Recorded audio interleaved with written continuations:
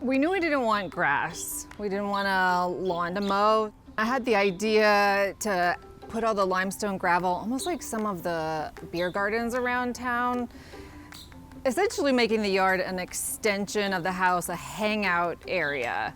And it has definitely evolved. The beds were more perimeter, very narrow. And over the last few years, they've expanded and expanded and expanded for more planting area. And so now we've got specific places for different activities.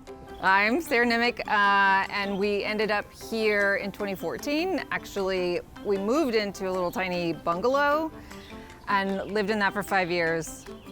We had to tear it down, unfortunately, because it was beyond repair. It was just deferred maintenance, disrepair. So we completed the new house in 2020, and that's when the yard and garden really took off. My name is Roice Nelson. I'm Sarah's husband, and she's the queen bee, and I'm the worker bee. And it's just been really cool watching how much this backyard has changed over the last few years and what she's done with it. And I love sitting back here too, and just enjoying the time out here is my favorite thing about it. The pergola area, initially we had a stock tank pool because, it's nice to have an area to stay cool in the summer, but decided we didn't want to keep up with the care of the stock tank pool. Wanted an area that was still a place where we could gather. And so I came up with pergola idea and employed Roice to help me execute it. Worker bee? Yep, worker bee. And some neighbors and some friends. It's really ended up being a lovely hangout spot. The table bases came from a overstock yard sale from a local restaurant company. And then I found a stone remnant of a really exotic, striking piece of stone so that I'd have a gorgeous focal point. The fence actually was a chain link for years and years.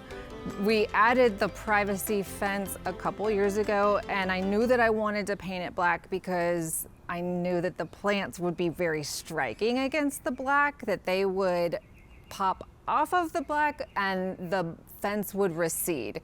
And I think that that's been effective. Separating the pergola area from the fire pit area so you really do have these separate moments was an intentional plan. The bed between them used to be just a little strip, but we've widened it. The prickly pear was actually here when we bought the house. And now this year it's huge, and I think it's just gonna keep growing. She's really, sculptured that. She shaped it, surprisingly, yeah. I didn't realize that, this is something that you could do, and I can't remember how I figured it out or someone told me, and so now I've just been snapping the limbs off, and then I have stuff to share with friends, which is really fun. Well, I'll let you talk about the fire pit because sure. We've actually had the fire pit for 10 years. For 10 years. It was our 9th anniversary, which was 10 years ago, because next year's our 20th. It has 9 sides, and the welder, the constructor that made it for us, he was enjoying the math aspect of this, and so he wanted to make the bottom part of it in the golden ratio to the top. Well, it turns out there's different mathematical ratios associated with each polygon, and there's a different one for a nonagon than there is for a pentagon.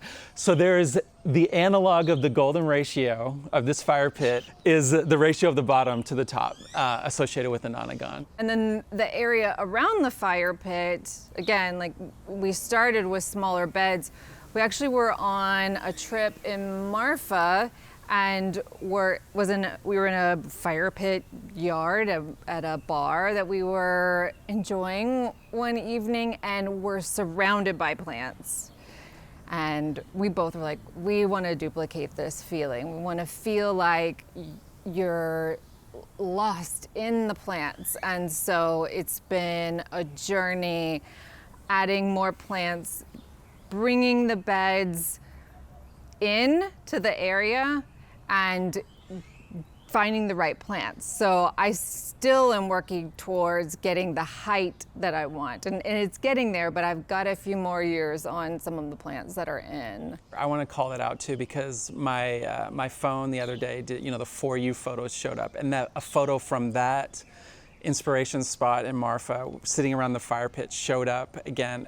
And I was sitting out here and looking around, and I actually like what Sarah's ended up creating here even better than that inspiration stuff too as well. So even though she always wants more, it's beautiful, and it has even already surpassed the inspiration that we saw in Marfa that, 5 years ago. The look is different because it's definitely desert plants there. I started out wanting a tropical paradise. I like tropical trips. I wanted to feel like I was in a tropical paradise at home. There have been lessons learned about what will work and what won't. So that's an evolution, trying to find things that will give that look and approximate a tropical paradise, but can handle our freezes and can handle our summers. I wanted to put in plants that would be evergreen, so that it's bright or something cheerful to look at in the winter. But also there's a lot of fun with color, and the color in the different blooms also helps contribute to that tropical feel. The bamboo has been really cool to watch because it was just 4 clumps, and they were little. Yeah, they were and little. I didn't have the vision. Sarah had the vision. So like what it's turned into now kind of blows me away. And it really did, after year 3, it really took off this past year. I wanted to talk about Sarah's mom too, because it's been cool. So Sarah and I have been together for over 20 years, and watching Sarah, in the house she grew up in when we first started dating, watching her mom garden there, and now watching Sarah, just like next generation of it, has been It's true. really, really neat. I didn't identify as a gardener until the last few years, but she was definitely an example.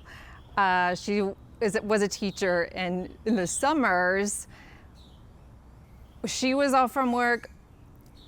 She would be out there in the yard before we even woke up, and that's where she would spend a lot of her days. So, yeah, hi Paulette. Yeah.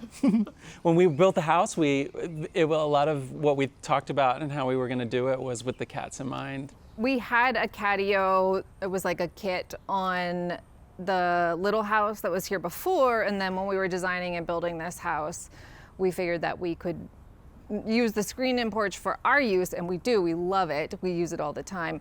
But yeah, it's a catio also. We work hard so our cats can have a better life. I wanted to be able to see out to the yard, so I picked trees that were gonna have open structure that you can see through. The Sweet Bubba is lovely because it gives me beautiful flowers, and I love the way it smells. And then the Palo Verde was the most recent addition to bring height to that side.